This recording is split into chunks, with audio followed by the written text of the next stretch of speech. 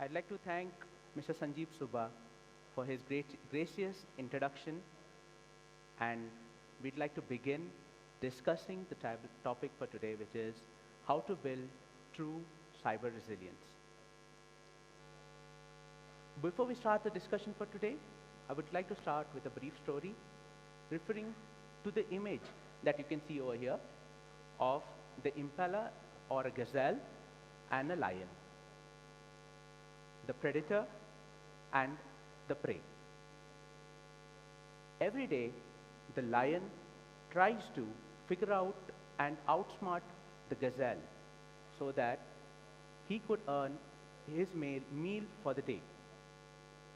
Similarly, the gazelle on a daily basis needs to survive, needs to run a little bit faster to survive the lion to live another day. Coming to our landscape, which is the cybersecurity realm, the roles are similar. We are in a perpetual race to keep updating our defenses so that we can be one step ahead of the attacker. But this is not enough. For decades, cybersecurity has been preventing cyber attacks. Sorry, just a minute. Right. Network parameters were smaller with limited entry points, which could be easily monitored. Attackers were few, and we had an idea of who they were and when they would attack. The attacks were few and predictable. In this cybersecurity landscape, prevention-based methodology was enough. The landscape has changed today. As the Honorable Governor mentioned, the entire industry is going under a dramatic change. This is not only the financial industry, but the entire industry as a whole. Mobile, cloud, IoT are common terms that we hear today that have created a revolution in themselves in the way the data and information is accessed, opening up great opportunities, also creating the next level of security challenges. New complexities, interconnections, and vulnerability points have put organizations in a bad spot. To make matters even worse, this new landscape produces far more amount of threat data that any security team cannot process manually, and hence will not be able to respond in a timely manner. In short, today's threat landscape, threats are inevitable. The question used to be, how can we prevent a breach? The question has changed today. How can we survive a threat? And sometimes, how can we recover from a breach? And this is where cybersecurity, cyber resilience enters into the picture. Let us start with the definition to the word resilience. The National Academy of Science defines it as a system's ability to anticipate, prepare for, adapt to changing conditions and withstand, respond to, and recover rapidly from disruptions. I'll repeat that. A system's ability to anticipate, prepare for, adapt to changing conditions and withstand, respond to, and recover rapidly from disruptions. In our context today, recovering is a very, very important part. Now, is resilience really a new concept? Let me try to answer that with a short story. In the 14th century, Venice, which was the hub of many trade routes in Central Europe, became the epicenter of the plague epidemic in Europe. Venice took some common sense measures to control and beat the plague. One, all new ships were quarantined for 40 days on a separate island before they were allowed to be docked with the mainland. Number two, all cloth goods were disinfected using vinegar. Number three, doctors treating patients started using common sense measures, hand gloves, full sleeves, a face mask to offer themselves protection against contracting the plague. And lastly, sick patients, patients who were detected to have being unwell were quarantined. As you can see, being resilient is a historical concept and it has its proven benefits. When you focus on cyber resilience, you aim to minimize the impact of a breach when one inevitably occurs. Cyber resilience occurs across multiple dimensions. One, you will focus and you will continue to focus preventing attacks. This will not change. It is something that we do today and we should continue to do in the future. Number two, when a breach or during a breach, there are three sub-points over here. One, to maintain a secure environment while the breach is being resolved.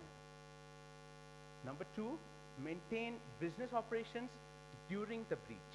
And number three, minimize the direct impact of a breach. When a breach occurs, you should ensure that your business can continue as much as possible as usual. You should be able to contain the area where the breach has occurred so that it doesn't spread further, and we should be able to continue our security operations as usual while someone else deals with the breach as part of a security response. Cyber resilience also means holistic approach towards cyber security. Attacks today continue to evolve. Digital networks, they continue to evolve. Vulnerabilities continue to be discovered. In this challenging scenario, we should be able to identify the attacks, to remediate the attacks, and contain the attack. Cyber resilience adapts to this dynamic environment and threat landscape. Cyber resilience is a much more complex and challenging approach towards security than pure prevention, but this is what is required today. If we carefully plan our approach to cyber resilience, you can approach its entirety by ensuring to have just three capabilities. One, vulnerability management. Number two, threat management. Number three, breach management. We will touch base on each of these topics during the course of this presentation.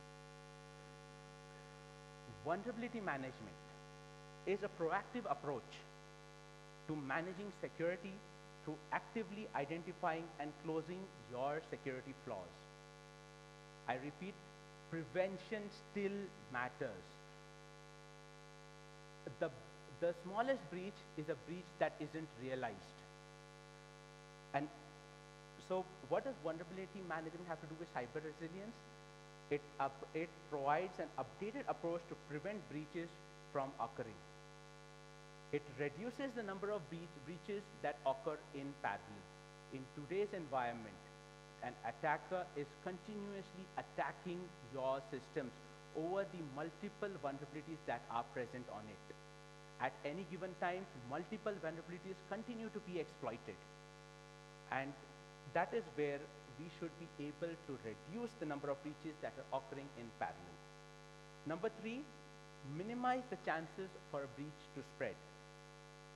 When an attacker breaches a vulnerability, the attacker is looking for more open areas to spread, which is basically lateral movement that my enlightened speaker earlier had mentioned. Once the attacker comes in, he is now part of the network. He's going to be no longer an outsider, rather an insider. Lastly, it helps in evolving defenses, which constantly searches for and finds and closes vulnerabilities as soon as they appear. As your network threat landscape evolves, an effective vulnerability management program capability will help you keep pace and stay ahead of new threats. What does, what, what does a resilient vulnerability management program look like? Has basically four components. One, it, it provides a complete inventory of your IT assets, which are categorized by risk and value. Why is this important? If you do not know what you are protecting, what are your risks in the network, you would really not be covering the entire spectrum. Second, it gives a view of threats that are emerging from the global threat environment and are most likely going to attack you. Dr. Chiranjeevi sir mentioned this when he said that we should be abreast of what the threats are in the global market, what are the vulnerabilities that are coming in. So a good vulnerability management program, a resilient vulnerability management program would be looking at intelligence coming in from global feeds that helps to define and prioritize vulnerabilities as and when they become more and more risky. An example, an exploit kit has been released for a vulnerability. The rating of that vulnerability suddenly moves from probably a medium to critical. Number three, a good vulnerability management, a resilient vulnerability management program should have a complete suite of vulnerability tests. That means that it should be able to identify all the vulnerabilities across all your assets, with also having human insights to verify and prioritize vulnerabilities. Where does human insights come in? Example, you have a server that is hosting a core banking application. This server should be given the highest priority. So if there is a web server vulnerability across your organization, where the servers are internal, the priority of those internal vulnerabilities reduces, vis-a-vis if you look at the vulnerabilities that are hosted on an internet-facing core banking application. Lastly, human-verified remediation. This is important. Our IT staff is loaded with the amount of vulnerabilities that they are trying to close, address, patch. In this scenario, it is very much likely that a patch may have rolled out and might not have got deployed properly. It is essential that each vulnerability reported to be closed be verified so that the vulnerability is actually closed and not perceived to be closed. Before heading to the next pillar of a cyber resilient program, I would like to sidetrack a bit with regards to exception management. To give you why exceptions can be costly, let us rewind to around 5 years ago in 2014 when the Ebola virus outbreak hit Africa. Patrick Sawyer, a Liberian-American lawyer, being exposed and self-aware of being exposed to the Ebola virus, utilized an opportunity of an upcoming conference in Nigeria, and he was able to get to be able to attend that function as an ambassador. When Patrick landed in Nigeria, he collapsed and he was taken into medical supervision. Initially, the treatment was being done for malaria, and while the treatment was being done, tests were also being carried out on his blood samples. The tests came back as negative. Dr. Stella Adadevo was handling the case.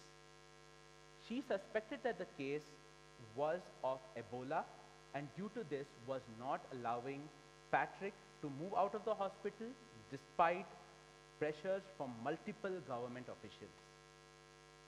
Dr. Stella was eventually able to get the test results for Patrick Sawyer, who became Nigeria's first Ebola case, and if this was not handled in a proper manner, this would have led to an outbreak. Dr. Sella eventually herself contracted the disease, which led to her death, but she managed to prevent a larger outbreak in her country. Giving exceptions, be it to our higher management,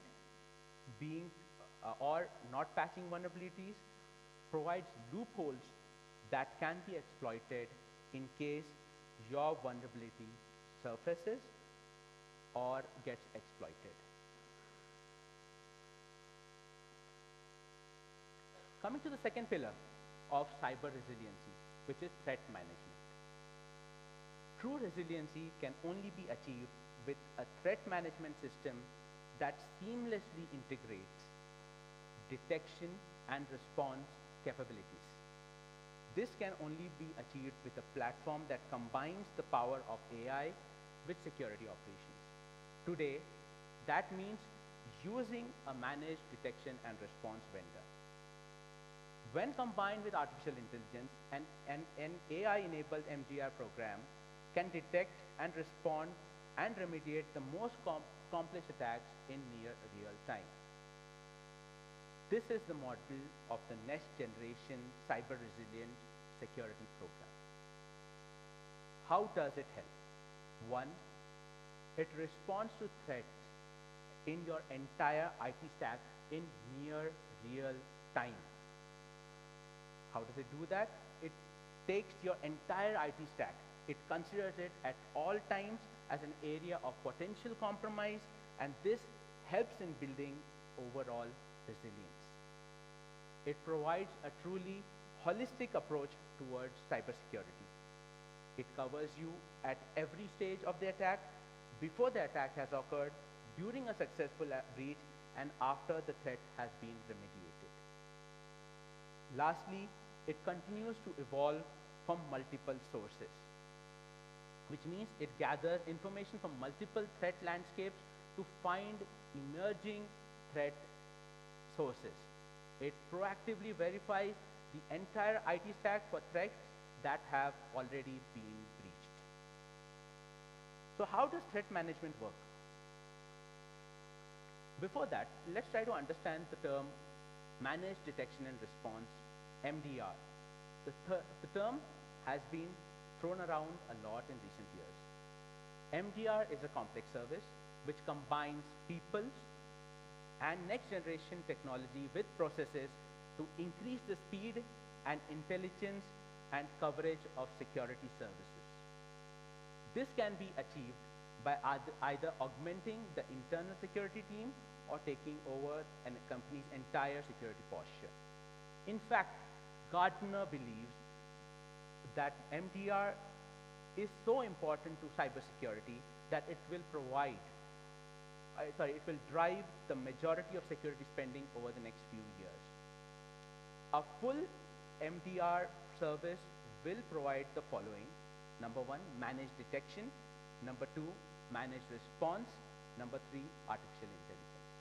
In managed detection, we're talking about advanced analytics and proactive threat hunting. In managed response, we're talking about automated response and predefined escalation workflows. These escalation workflows will be customized as per each organization. Lastly, AI. It will not only simply attach a bare minimum third-party AI functionality required to add this item to a feature list, but will fully integrate with the previous two, which is managed detection and managed response. What does a resilient threat management program look like? It has 6 pillars: threat anticipation, threat hunting, threat monitoring, incident analysis, auto-containment, and incident response. Threat anticipation, a very key pillar. What does it do? It is continuously scouring the web, looking out for new and new attack vectors, figuring out how new attacks can happen, what are the detection mechanisms for these attacks. It takes all this information and feeds into your detection mechanism so that you are aware of how to detect a threat as well as possible remediation that you can take. Threat hunting, it finds threats that are lurking in your network. And this relates to what my previous speaker was talking about, unknown threats. Now, an unknown threat, it is not easy to detect them because you do not have known indicators of compromise. You do not know how they would be moving around in the system. You do not have idea about, example, file hashes. How would you detect them? By doing analytics, endpoint analytics, user-based analytics, network behavior analytics, application behavior analytics. These features allow you to figure out threats that are lurking in your network. Moving ahead to security monitoring or threat monitoring. Now, this is basically the traditional monitoring on steroids. What is traditional monitoring? It is basically monitoring using an SIEM platform with use cases, with threat intelligence feeds coming in, with the correlation rules.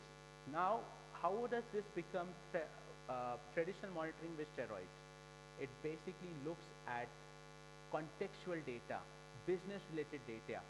What are your possible scenarios of compromise, and tries to build in use cases along with the traditional use cases to facilitate better detection in 24/7 real-time monitoring. The next point is incident analysis. Once a threat has been identified, an alert has come in, detailed investigation needs to be done. It needs to be facilitated in a seamless manner so that a threat and its attack, its flow in the network is identified, it's taken care of, it is responded to, and a breach response or a remediation plan is put together.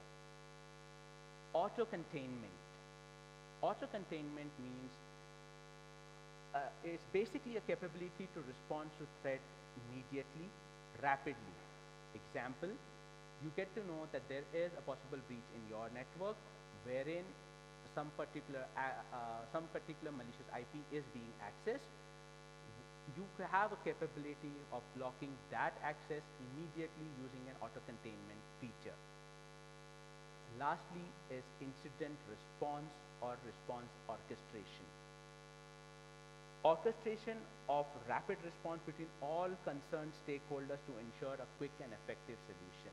A single window from where your response team gets all the necessary information on on the details of the attack observed, on details of the infected machines, details of what are the responses that are required, and they are able to coordinate with you on a near real-time basis, asking for more information, asking for more help, so that the incident can be responded to and the incident can be remediated. We'll move ahead to breach response and cyber resilience. Breach response gives you a rapid, coordinated, systematic plan to follow in the event of a breach. It provides you with all necessary remediation activities to reduce the impact of a successful attack and to resolve the attack ASAP. An example that Mr. Krishna Shastri used, which was the Equifax breach.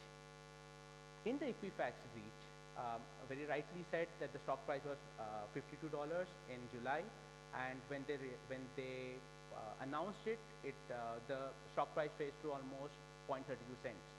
In that time period, the higher level management of Equifax, they were aware of this breach. What did they do?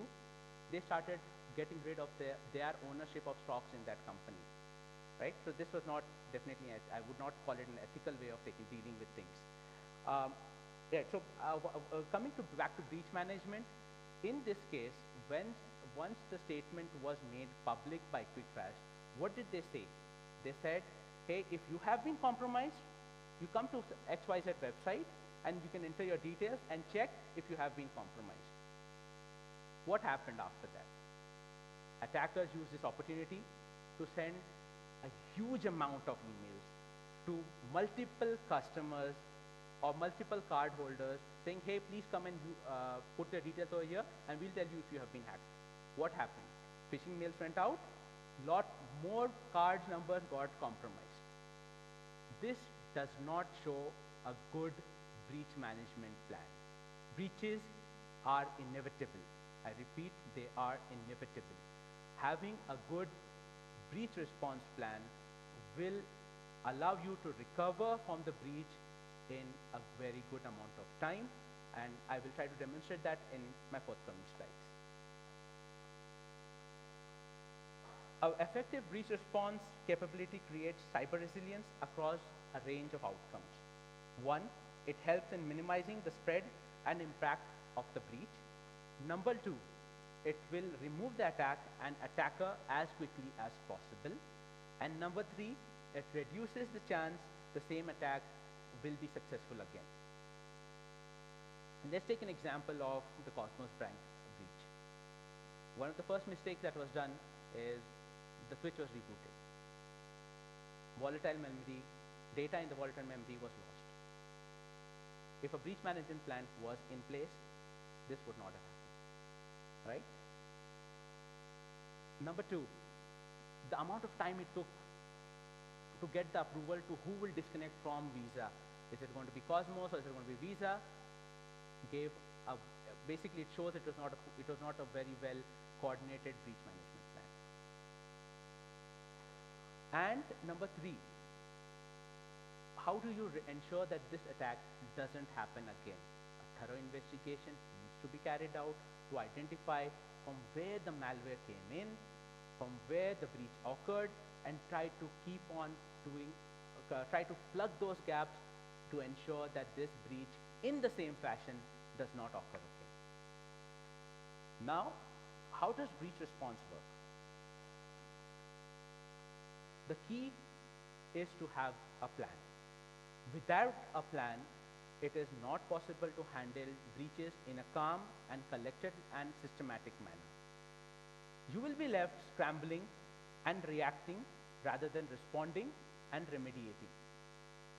A breach response capability gives a plan that makes it easier to maintain efficient and effective security operations during challenging security moments. Maps out clearly who will do what during a breach, including assignment of automated activities that an AI capability might be able to do for you. Lastly, an effective cyber resilient breach management program should have a 24/7, 365 availability. A breach can occur anytime, and it normally occurs during weekends, and we tend to curse our bad luck about it, but that's when the attackers do attack us.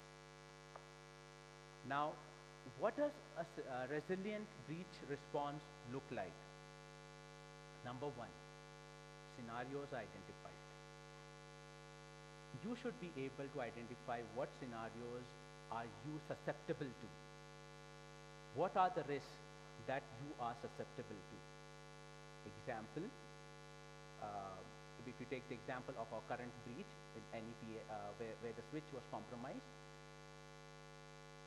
one of the scenarios would have been that a malware could have sat on the switch and authorized transactions which were not being passed on to bank's core banking system. Second, responses should be formulated. When this breach occurs, what is it that we should do? Who should be taking ownership of doing what, when, and how? Who all should be informed at what stage of the investigation? And lastly, drills need to be conducted.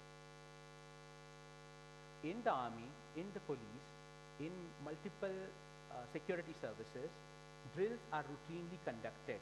Example, reload of a gun. It is routinely conducted so that it doesn't become an action that you do by thinking. It rather becomes something that we call muscle memory. So that it is just as it's as simple as when someone tries to throw something at your eye blinks.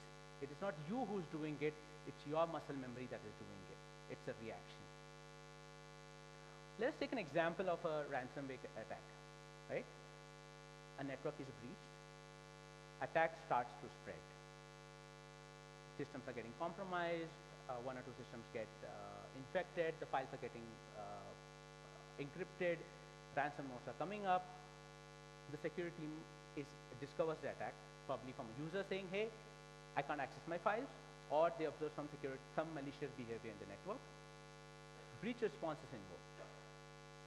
When the investigation begins, and threat is identified and threat is quarantined, business can proceed as usual.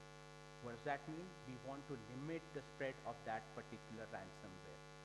It may be as simple as ensuring that the attack vector used for the spread of the breach is patched across all systems, or probably blocking file share ports across all systems. Once this phase is achieved, the threat is now studied. It can be detonated further to understand it better, to understand the different IOCs, to understand the different methods of compromise, so that the behavior is mapped and the attack is understood. Once this is done, the threat is now eliminated. A successful breach management program will look at measures of how to not allow that breach to happen again. With the functioning breach management program, a breach response program, an incident can move from breach to resolution in 12 hours. By contrast, the average time to simply detect a threat is currently around 206 days, according to some research. So those are the three pillars of a cyber resiliency program.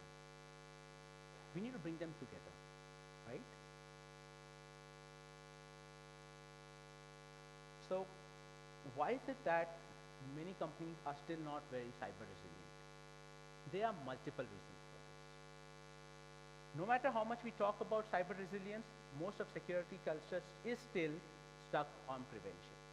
Prevention is essential, but it is not enough. Part of this may be a generational problem, where many of our current leaders in cybersecurity came up with prevention-focused security, and they found it hard to change methods. We are also used to talking about prevention, as that's what we have been talking about for decades. It is hard to change perspective on an individual level. It is much more difficult to change the culture of an entire industry. In addition, there are still many prevention-based tasks that we do every day.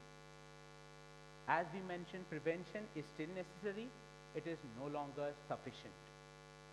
Many security leaders and security staff members find themselves completely overwhelmed with their prevention-based activities. They are focused on firefighting, and they can't even think about strategic topics like changing to a resilience-based approach. They do not feel they have the free resources to take more proactive and holistic approach to cybersecurity. They feel that they cannot evolve because if they relax for even a minute, they will suffer catastrophic attacks. They're not entirely wrong, but if it is inevitable, then it is better to pause for a moment and to get ahead of it for a long-term plan. For taking a giant leap, we need to go 3 steps back so that we can run and take a leap.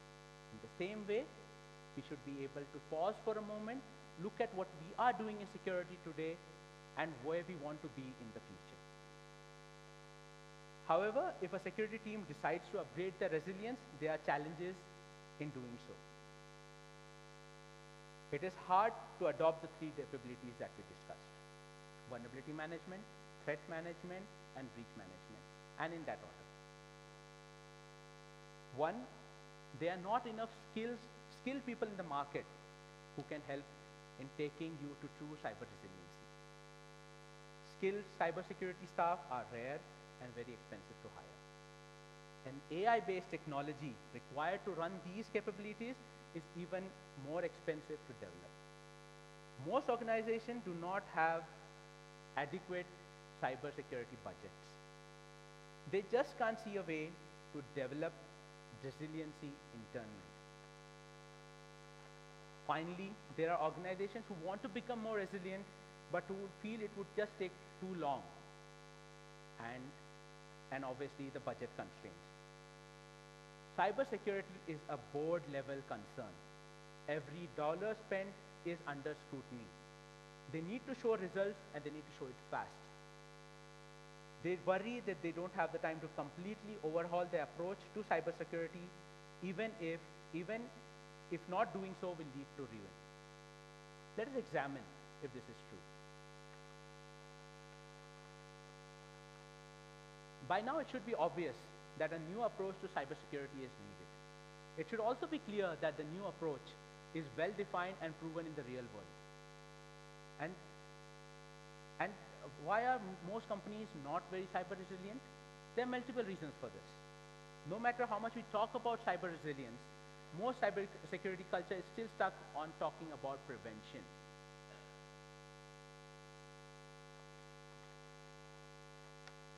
Yeah. Some organizations can build resilience very quickly, and it is to be noted that no two organizations are the same.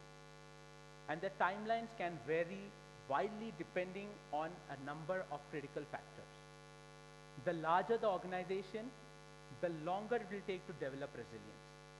You will have a bigger network, you will have a bigger network to secure and to spread resilience capabilities throughout it. The larger your security budget, the faster probably you can develop resilience. If you have a large degree of resources, you can simply throw money at the problem and solve it relatively quickly. Your current level of maturity matters a lot. Where you stand today, that gives you a basis for jumping into where you want to reach. If you are not resilient at all and do not have any of these capabilities, then it could take a long time to build them. However, if you have 2 or 3 of these capabilities under control, then you simply need to develop one area. Your security culture could also be a bottleneck. Security is a sensitive subject. Many people are resistant to change. They worry that the new paradigm will cause more problems than the last one. They fear making a change, or we are just comfortable where we are today. For whatever reason, if you are conservative in security and your security culture does not embrace change, then simply generating the political capital required to develop resilience can take a very, very long time. Finally, the approach you take to building resilience might be the single biggest factor impacting how long it will take. Let's look at it in isolation. There are only 3 ways to develop a resilient approach to cybersecurity. 1, you can develop resilient capabilities entirely through internal investment by building your own security staff, skills, and tech in-house. You can work with one or more external third-party security providers to bring their resilient capabilities and into your organization without your own internal investment. Or you can combine both of these. These are 3 approaches. You can develop some resilient capabilities internally, and you can hire a managed security provider for the remainder. Each of these approaches has their pros and cons, and are appropriate in different situations. Building resilience through 100% internal investment is going to be a very expensive and time-consuming process. However, it does give you total control over your security, and it allows you to build a 100% custom approach that fits your organization like a glove. Generally, only large-scale enterprises with tens of millions of dollars in security budgets can follow this approach. Building resilience through external service providers is a much more cost-effective solution, and it is much more faster. It's a particularly good option for small and medium businesses who have limited security budgets and cannot dream of developing their own security teams. There are enterprises too that follow this approach. There is one main challenge in using external service providers. It can be a headache to piece together and manage a network of MSSPs to make sure all your capabilities are covered. Finally, you have the hybrid approach. This is very common among enterprises and among SMBs. Essentially, you determine which resilient capabilities you already have, which you want to develop in-house, and then you work with one or more external providers to fill the gaps in your capabilities. The approach that you follow will depend on your unique circumstances. It will also dramatically impact how long it takes to build cyber resilience. But there is one top-level strategy that you can follow that will get you resilient as quickly as possible.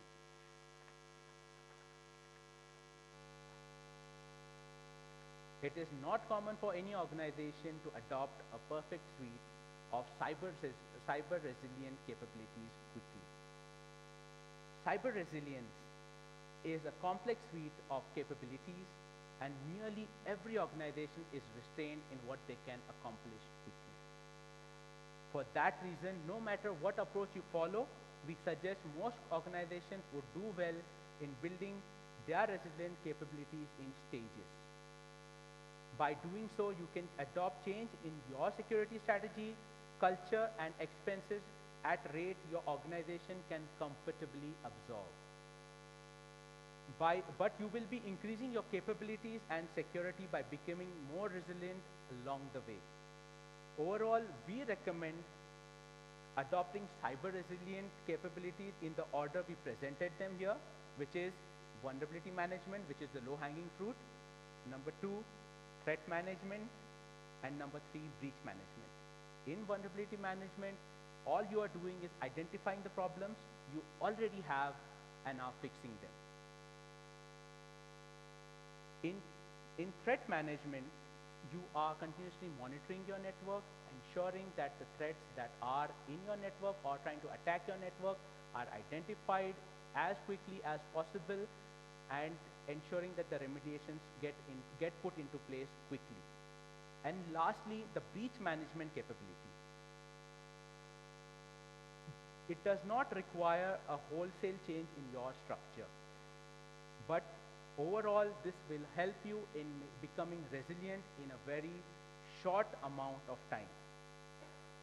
Finally, once you have adopted these capabilities, you can move on undertaking a wholesale of change in your approach to security and adopt AI-driven MDR.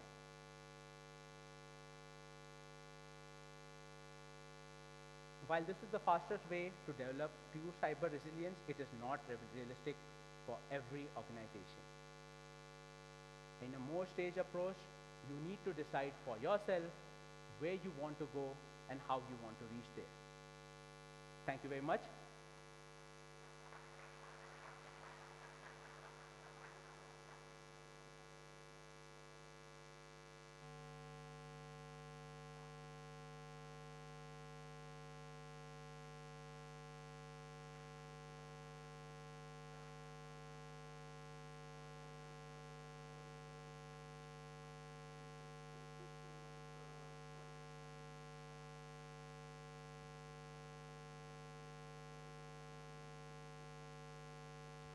Any questions from the floor?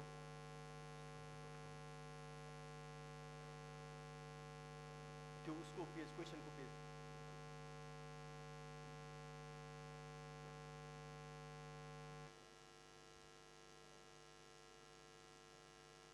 You could go to slido.com and use hashtag NBI2019 to post your questions. Slido.com internet data on गरेर slido.com मा गएर NBI is okay. Yeah. Question by Samantha Acharya. I hope Samantha Acharya. Yes. What is the practice in Indian banks regarding the cyber resiliency team formation? Is it internal, external, or hybrid? And which morality most effective? Very good question, sir. Indian banks are using probably a mix of all approaches. The bigger organizations try to build in resiliency internally. They have their own programs, they have their own people running the programs internally. They may depend on certain service providers to ensure that they get the tools that can help them in achieving cyber resiliency program. They do have their own forensic breach investigators also, but they tend to rely a lot on service providers so that they can get cutting edge insights, because the service providers it is their bread and butter. Most smaller banks in India go in for an outsourced approach, having a very lean internal team. They rely on their service providers so that they are able to quickly develop and maintain security in the organization. Hope that answers the question.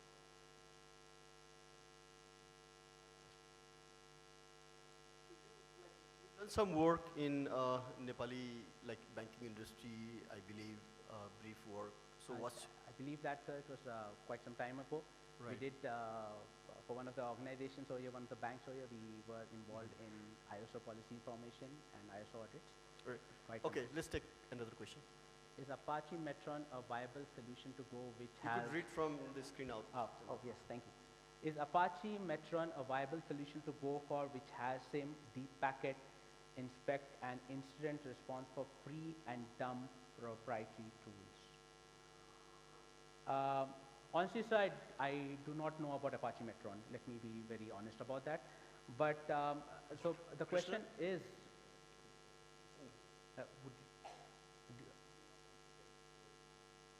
I honestly do not know about the Apache Metron as an SIEM functionality. But let me try to answer this question in a more generalized manner. Sir, please. I think instead of spending excuse, there are certain tools are available.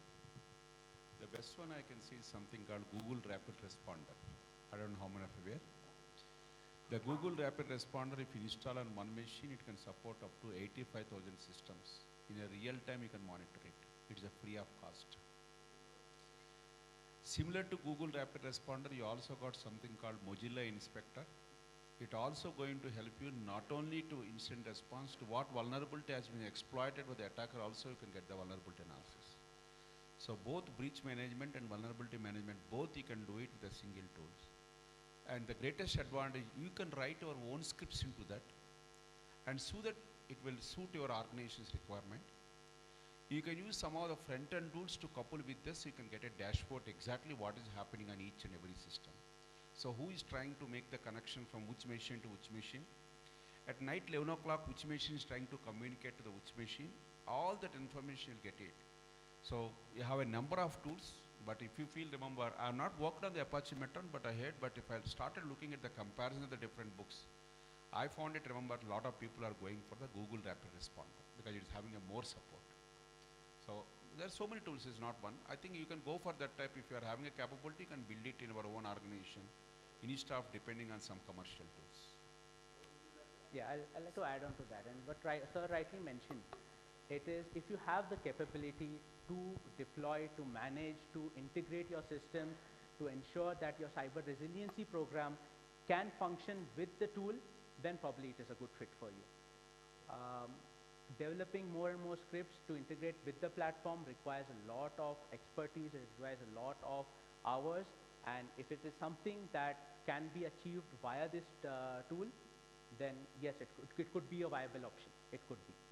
What about the predictive analysis? Like, banks could not they develop the capability for the predictive analysis, actually for the viruses to enter through the back door, the probability, and also through the, customer or through the, outside external stuff. So how could they develop the predictive analysis capability? Okay. So one thing that we have to realize in the end is that breaches are inevitable. They are going to happen. And when we say that, let's say you've got a malware that has breached you, which is very specific to you. It is not developed by any, it is not identified by any commercial antivirus tool. How could you detect it? There are some known behaviors that are available, that any malware follows. Example, any malware that is inside your system and it needs to communicate with the command and control, right? It would continue to try beaconing to the command and control. It will be sending out packets of data. It will be sending out signals on a routine basis. That is where hunting comes into picture. That is where anomaly detection comes into picture, where you see that this particular machine, this particular system is continuously trying to reach out to probably a good source. The IP may be whitelisted today. It's not detected as a bad IP address. It's trying to reach out over there. It is trying to do a similar pattern on a regular basis. And using the network anomalies, the threat detections, user anomalies, these kind of behaviors can help in detecting these kind of malware. Which is the most used SIM solution in the Indian banking industry? In the Indian banking industry, I do see a huge amount of prevalence of QRadar and ArcSight. These are two tools that I see hugely dominating the industry today. They are there. Along with that, quite a few customers use other tools such as Nitro. They also use tools such as, no, I don't think any other tools. These are three major tools that I see, along with our own capability, which we have as our own platform, which is the ISAC MDR platform. Yep. Any other question?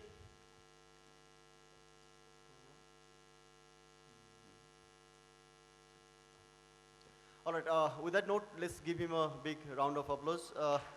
May I request Mr. Ram from DFeed to come at this stage and the handover token of appreciation.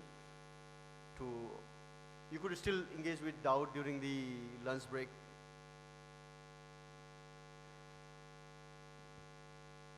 So Ram sir DFeed बाट हुनुहुन्छ. DFeed चाहिँ नि हाम्रो समुन्नति FSSP project को.